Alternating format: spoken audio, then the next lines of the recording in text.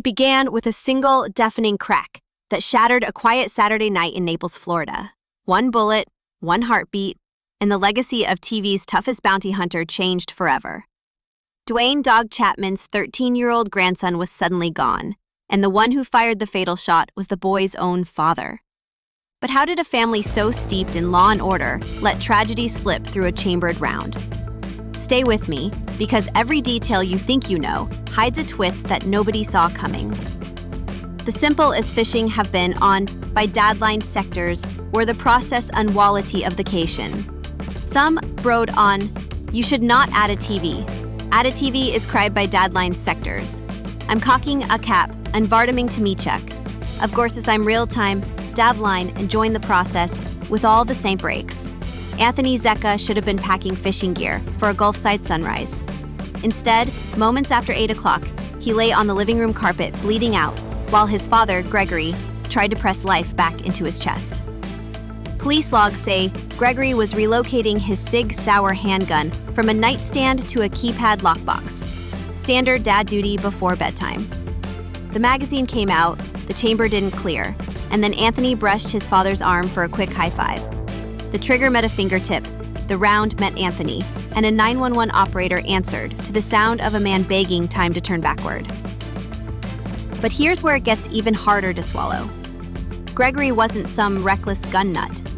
Friends say he preached safe storage to anyone who would listen. So what went wrong in those fatal seconds? In a minute, we'll unpack the exact misstep experts believe turned safety into catastrophe. Yet that's only the first layer of this heartbreaking puzzle. First responders reached the scene in 6 minutes. Body cam video, still sealed from the public, reportedly shows Deputy Carlos Ruiz pulling Gregory away from his son's lifeless form while paramedics worked. Witnesses claim Gregory screamed, "I just wanted to lock it up," before collapsing against a wall. A single hollow point bullet, fired from less than 3 feet away, had torn through Anthony's heart.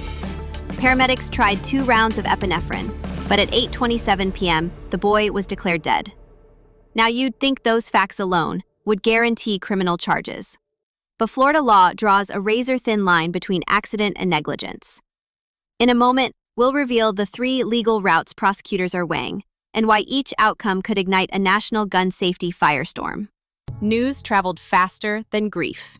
Within 90 minutes, Duane Chapman boarded a charter jet out of Colorado, Bible clenched in one hand, silence in the other. Airport staff say the bounty hunter who usually trades in sound bites offered none, stepping into a black SUV without so much as a glare at the paparazzi.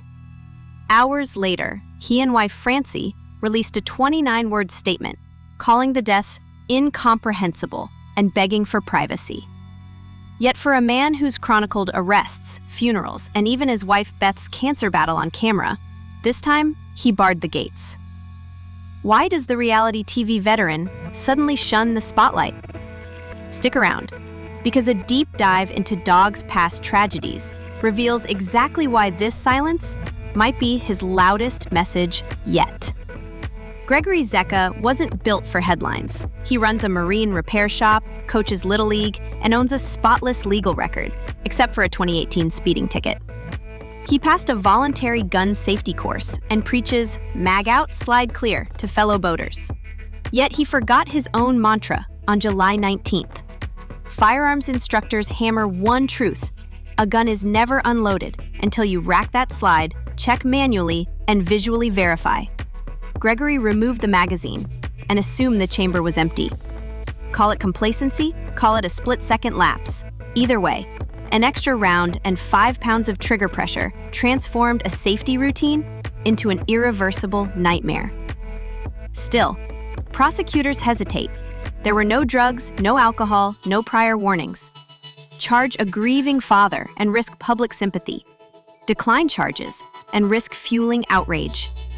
In a few moments, I'll show you the precedent cases that could tip the scales and the political stakes that hover over every decision.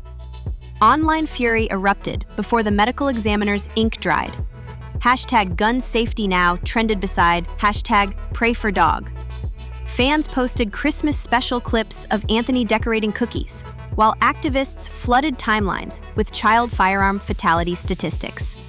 Duane "The Rock" Johnson sent prayers. Piers Morgan called America's gun culture insane, triggering a backlash of Second Amendment defenders.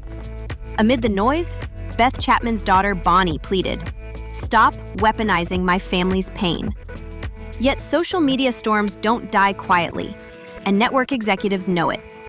Dog's next streaming series, Chapman's Law, had a flashy October premiere planned, until insurers flagged a morals clause. 2 episodes feature Dog teaching teenage relatives to handle pistols. Now the entire release teeters on a prosecutor's signature. Will a potential manslaughter charge bury an 8-figure TV deal? We'll circle back with inside intel from the network's crisis meeting that could rewrite Dog's career trajectory. Pundits bicker, forensic science speaks in unblinking clarity. Experts are strip-testing Gregory's Sig Sauer for mechanical defects, measuring the trigger pull, and recreating Anthony's position to millimeter precision. If they discover the safety malfunctioned, Gregory's liability shrinks. If the gun functioned flawlessly, prosecutors gain ammunition, no pun intended, for negligence. Meanwhile, child gun death advocates seize the moment, asking Dog to champion a campaign called Anthony's Law, demanding mandatory chamber flags and state-funded lockboxes. Dog hasn't answered, but insiders whisper he's considering a public service video. No bounty hunting glam, just a grandfather begging parents to triple-check chambers. Imagine the man who built a brand around catching armed fugitives, stepping into the arena of firearm safety. It could mend reputations or splinter his fan base forever. But before we predict that pivot, we need to confront Dog's own psychological minefield, a pattern of loss stretching back to 2006 that might explain why advocacy could be his only path through despair. Flash back to the night before Dog's 2006 wedding. His daughter Barbara died in a car crash. Cameras captured him sobbing through vows. In 2019, millions watched him collapse beside Beth's coffin as cancer claimed her life. Critics cried exploitation, but Dog called it transparency. Now, another family burial looms. This time, cameras are banned. Friday's service, location undisclosed, allows only 50 mourners. Phones will be sealed, security guards will stand sentinel. Dog plans a 3-minute eulogy, then silence. A source close to him says the reality star believes some moments must belong solely to God. Is this privacy shift a temporary shield or a permanent retreat from public life? Keep listening, because the quiet pivot you're about to hear may foreshadow the hardest rebranding of his career. Gregory sits in a guest room with a trauma counselor who will stay the night for at least a week. He wakes hourly, hearing an imagined echo of the shot. Sophia, his wife, has asked the counselor to help her phrase a question she can't stop asking. Why didn't you clear the chamber? Experts call this survivor guilt, and it can trigger self-destructive spirals that DA knows that history all too well. If he declines charges against Gregory, he risks the same political fate. If he files, he risks being labeled heartless. Sources inside the DA's office admit they're studying jury pools, social media sentiment, even upcoming election cycles before deciding. The law, it seems, bends under the weight of public opinion, and Anthony's death could tip it either way. While legal gears turn, Dog's production partners scramble. Insurance executives already drafted contingencies, halt advertising, purge gun handling scenes, add disclaimers. One PR strategist proposed spinning the show around safe storage education segments. Another suggested shelving the series until 2026. The debate is intense, but one insider claims Dog himself might resolve it by pivoting to a documentary about grief, redemption, and responsible gun ownership. Imagine the bounty hunter's next premiere opening with him walking into a school gym, holding 2 bullets, one inert, one fired, teaching kids about the irreversible line between them. That pitch has studio executives intrigued and nervous in equal measure. But the decision hinges on next month's prosecutor announcement. No verdict, no green light. Friday's funeral will close one chapter, yet every mourner knows the next begins in a courtroom, legal or emotional. After the service, the family will gather on the Naples pier, where Anthony loved to fish. They'll release floating candles into the Gulf, each flame a heartbeat they can't get back. Dog is expected to say only 5 words. "I'll see you again, son." Those words, whispered over salt water, might mark the moment the bounty hunter trades apprehending criminals for campaigning against accidents. Or they might be the last public syllables he speaks for months, choosing grief in private over advocacy in public. And this leaves us with the question that haunts every parent who's ever checked a chamber or assumed an empty barrel. When a child dies at the pull of a loved one's trigger, should grief alone be punishment, or must the law speak louder, even if it's against a father already broken? Drop your thoughts below. Your voice might help shape how prosecutors view accountability and how families view their own firearms.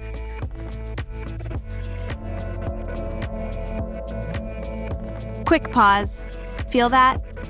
It's the weight of one irreversible second, pressing on everyone who's ever handled a gun. If you want updates the moment Collier County decides Gregory Zecca's fate, or the instant Dog steps forward with a new mission, hit subscribe and ring that bell. Because the next statement out of Florida could shift not only a family's future, but the national conversation on how easily safety turns to sorrow. And trust me, you won't want to miss what happens when America's toughest bounty hunter meets America's toughest debate. Political winds swirl. Collier County's district attorney is elected, not appointed, and child deaths test public patience. If he forgoes charges, gun control advocates will accuse him of coddling negligence. If he files, Second Amendment groups will cry political grandstanding. Recent state cases show a mixed record. One father faced probation for leaving a loaded rifle accessible to his teen. Another served 8 years after a toddler found a pistol under a couch cushion. Gregory's fate may hinge on such precedents, but the emotional magnitude of a reality TV family could alter judicial calculus. Within the Chapman household, roles invert. Dog, often the unyielding patriarch, sits quietly while crisis counselors lead conversations with younger siblings. Gregory's wife, Sophia, cycles between numbness and rage, whispering, "Why didn't you check the chamber?" yet still reaching to steady her husband when he shakes. Friends say nighttime is worst. Every creak in the apartment reminds them of that one explosive sound. They have hired a trauma therapist to sleep in the guest room for now. Dog has refused all interview requests, but insiders share a telling anecdote. He phoned an old pastor friend and asked, "How do I preach accountability when mercy is all I want for my son?" The pastor answered, "Maybe accountability and mercy are the same if they save the next child." Whether that thought will nudge Dog toward a public safety crusade remains to be seen. So what, finally, should happen when a child dies by a parent's gun? The law must balance sorrow and responsibility. Mercy for a grieving father meets society's duty to protect children from preventable danger. Gregory didn't intend harm, but intent doesn't restore a heartbeat. If prosecutors waive charges, some will argue that sets a perilous precedent. If they seek prison time, others will call it piling cruelty onto catastrophe. The decision will reverberate beyond Naples, fueling debates that stretch from state capitals to kitchen tables across America. For now, the story ends at a pier, where family and close friends will lower candles into gentle Gulf waters, letting them float like tiny lanterns toward a horizon Anthony won't get to fish. Dog will stand among them, perhaps recalling the countless fugitives he pulled from darkness, knowing no bounty brings back a grandson. Somewhere in a police evidence locker sits the gun, cold, silent, tagged with a case number. Whether that case number becomes a criminal docket or a closed file marked tragic accident remains in the hands of investigators and a prosecutor who must weigh law against loss. Until they speak, the Chapman family sits, suspended between heartbreak and judgment, praying that one horrific second will at least illuminate how swiftly safety can shatter, even in a home that thought it was careful.